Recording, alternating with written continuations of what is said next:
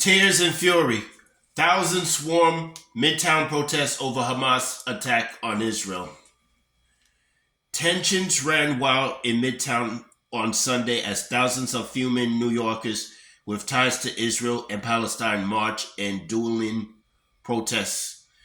Authorities did everything they could to separate pro-Israel and pro-Palestine demonstrators who flooded streets called for each other's blood.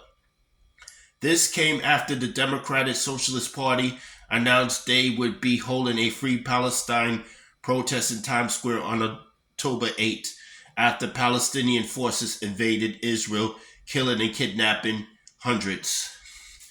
The gathering was deemed poor taste by many elected officials, including Governor Kathy Hochul, who denounced the action as abhorrent. The people of Israel are facing violent terrorist attacks and civilian kidnappings. I condemn plans to rally in Times Square tomorrow in support of the perpetrators of those horrific actions.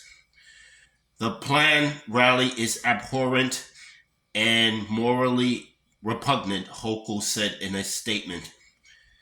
This did not stop many hundreds from assembling. The Democratic Socialist Party were joined by supporters who brandished signs and waved flags in the glow of the surrounding lights. Palestinians are right to stand up against occupation apartheid, one protester said. Counter-protesters made up of Israeli supporters were both furious and distraught.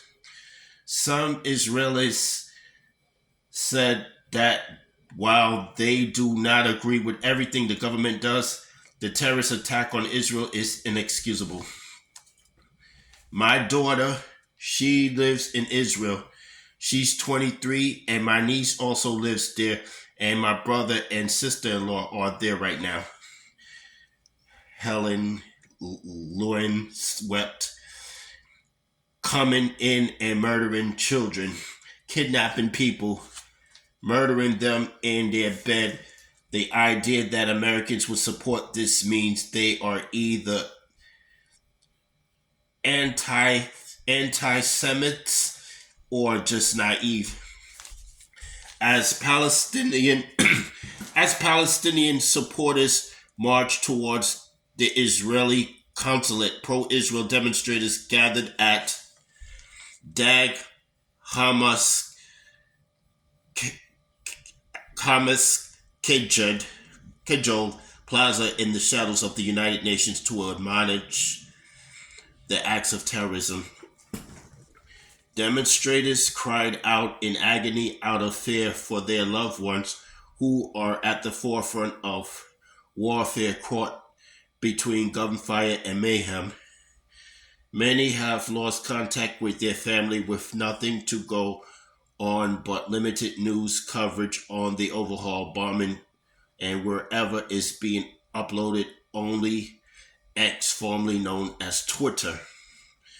While Hamas is doing is shooting rockets from civilian areas to civilian areas, and they are putting their own people as human shields.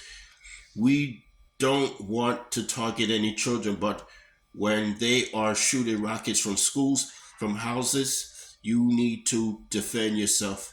If they had a chance to be here and shoot all of us, they would do it without even thinking, one Israeli supporter said. Several arrests were reported during the demonstrations. However, the final number of those cuffed is still being determined. That's all I have to say for this video.